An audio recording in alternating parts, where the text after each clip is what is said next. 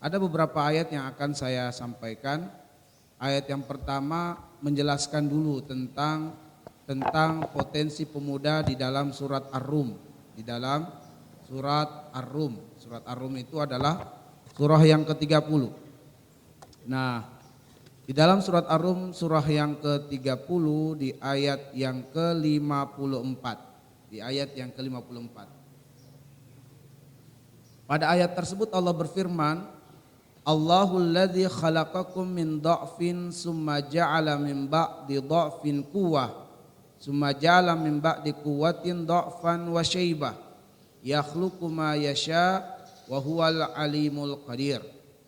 Allah dialah Allah alladzi yang telah khalaqakum menciptakan kalian min dha'fin dari kelemahan, summa ja'ala min ba'di dha'fin quwwah.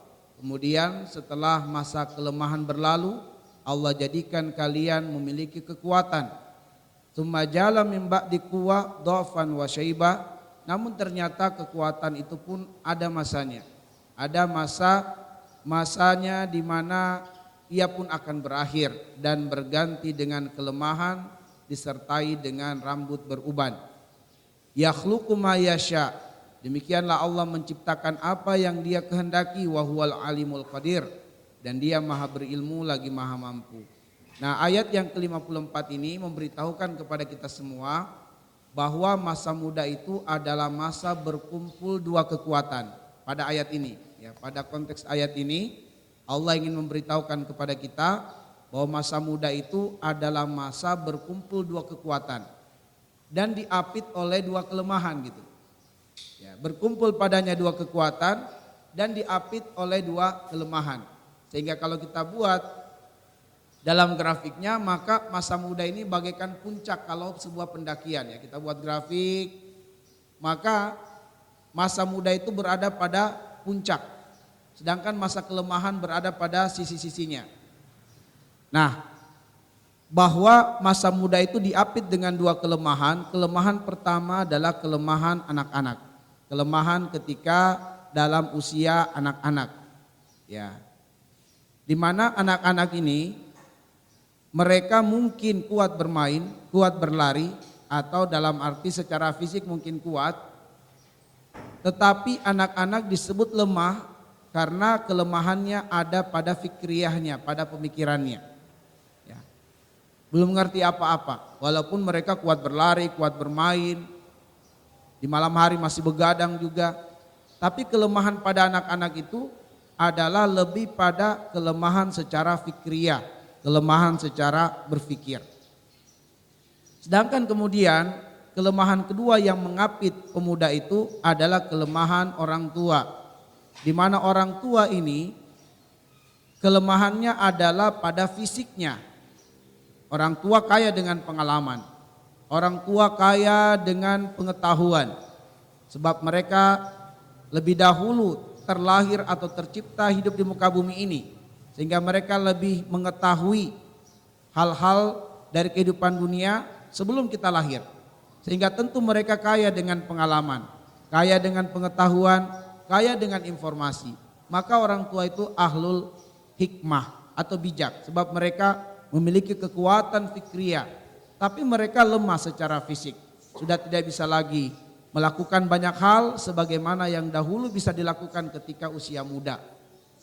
Nah, disinilah kemudian Allah ingin menunjukkan bahwa potensi terbaik pada manusia itu adalah masa mudanya, karena masa muda berkumpul dua kekuatan sekaligus.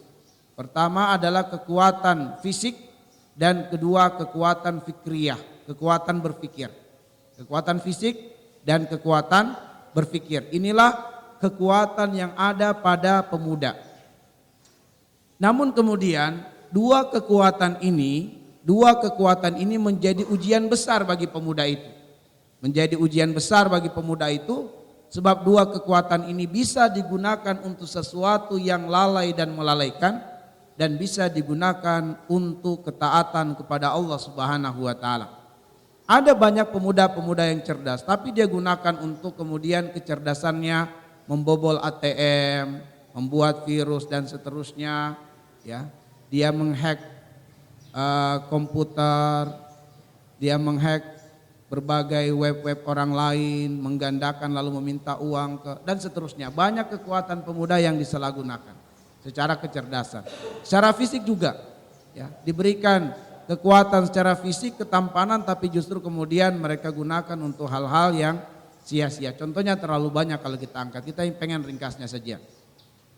Baik, karena itulah kemudian kalau kita merujuk di dalam surat Al-Maidah ayat yang ke-35, di dalam ayat itu Allah mengatakan, ya ayyuhalladzina amanu taqullaha wabtagu ilaihil wasilah wajahidu fisabilihi la'allakum tuflihun. Allah mengatakan, wahai orang yang beriman, bertakwalah kamu kepada Allah dan jadikan segala potensi-potensi keduniaan yang Allah titipkan padamu sebagai jalanmu untuk mendekatkan diri kepada Allah Subhanahu wa taala. Dan berjihadlah di dalam memaksimalkan potensi itu untuk ketaatan kepada Allah supaya kamu mendapatkan keberuntungan. Nah, tadi kita katakan potensi terbaik pada pemuda ini adalah potensi fikriyah dan juga jasadiyah. Maka jadikanlah dua potensi ini sebagai jalan untuk mendekatkan diri kepada Allah, dan apabila dimaksimalkan dua potensi ini untuk ketaatan kepada Allah, maka itu adalah jihad. Contoh misalnya untuk mempertajam atau untuk menambah kekuatan fikriyah, ya, kekuatan berpikir yang diridhoi oleh Allah, maka jalannya adalah ilmu, dan ilmu didapatkan dengan belajar. Al ilmu bit ta'allum, nggak mungkin dapat ilmu kecuali dengan belajar. Di waktu sekarang banyak pemuda-pemudi yang lebih memilih di hari libur seperti ini adalah nongkrong, rekreasi, main game, nonton dan seterusnya. Maka kekuatan pikirannya terbuang sia-sia. Tapi begitu kemudian kita datang dalam majelis ilmu, maka ini adalah jihad. Ini adalah jihad. Sehingga Nabi mengatakan, man kharaja li talibil ilmi fahuwa fi sabilillah hatta yarji'a. Siapa yang mendatangi ilmu, maka dia sedang berjihad sampai dia pulang lagi ke rumahnya. Nah, jadi kesabaran kita dan keikhlasan kita di masjid ini adalah sebagai bukti bahwa kita pengen memaksimalkan potensi kita untuk Islam, untuk dakwah, untuk Allah Subhanahu wa taala, dan tentu itu adalah jihad. Kenapa jihad? Sebab ada tantangannya, ada kepayahannya, ada kesulitannya. Kalau pengen tidak ada masalahnya, tidak ada tantangannya, tidak ada kepayahannya, itu bukan jihad namanya. Itu namanya istirahat. Ya, tapi ketika kemudian kita pengen berjuang, maka di sana ada istiqomah, dibutuhkan keseriusan, kesungguhan, dan yang lebih penting adalah bagaimana langgeng kebaikan-kebaikan itu. Maka membuat kebaikan itu langgeng, disinilah butuh ijtihad atau kita semua sebagai mujahid. Baik, maka dalam upaya kemudian pemaksimalan dua potensi fikriyah dan juga jasadiyah, maka karena itulah kemudian Allah melengkapi kesempurnaan pemuda itu dengan kekuatan yang menjadi inti dari dua kekuatan tadi, yaitu kekuatan iman. Maka kekuatan iman inilah yang harus mewarnai kekuatan fikriyah, kekuatan iman inilah yang harus mewarnai kekuatan jasadiyah. Dan karena itulah kemudian Allah menegaskan bahwa pemuda yang sebenarnya dalam Islam adalah pemuda yang beriman. Berbicara tentang pemuda, maka pemuda itu berkumpul padanya dua kekuatan. Namun Allah ingin menyempurnakan bahwa pemuda dalam Islam adalah pemuda yang beriman kepada Allah. Maka Allah mengatakan di dalam surat Al-Kahfi, innahum fityatun, mereka adalah pemuda dengan dua kekuatan tadi. Tetapi Allah menyempurnakan dua kekuatan itu dengan apa? Innahum fityatun amanu birabbihim. Mereka adalah pemuda yang beriman kepada Allah Subhanahu wa taala. Mereka adalah pemuda yang bertauhid kepada Allah Subhanahu wa taala. Innahum fityatun amanu birabbihim wazidnahum huda. Dan mereka adalah pemuda yang senantiasa bertambah kepadanya ilmu. Kenapa? Karena potensi fikriyahnya dan jasadiyahnya dimaksimalkan untuk menuntut ilmu. Maka kemudian mereka adalah pemuda yang beriman dan semakin kuat imannya karena mereka mencintai ilmu, karena mereka senang menuntut ilmu, karena mereka senang mencatatkan ilmu, mendakwakan ilmu. Dan itulah kemudian aktivitas para pemuda dengan dua potensinya, yaitu pemuda Islami, pemuda Qurani, yaitu pemuda yang beriman kepada Allah dan pemuda yang cinta dengan ilmu. Mudah-mudahan teman-teman semua, ikhwan wal akhwat, para pemuda dan pemudi Masjid Al-Amanah ini dikaruniai oleh Allah bukan hanya dua kekuatan saja, bukan hanya kekuatan fikriyah dan kekuatan jasadiyah, tapi juga kekuatan iman, dan semakin bertambah dan semakin menguat imannya dengan cinta ilmu, dengan belajar dan menuntut ilmu, bersabar dalam menuntut ilmu dan bersabar dalam mengamalkan ilmu. Nas'alullah ayyaj'alana minal ladzina yastami'unal qawla wa yattabi'una ahsana.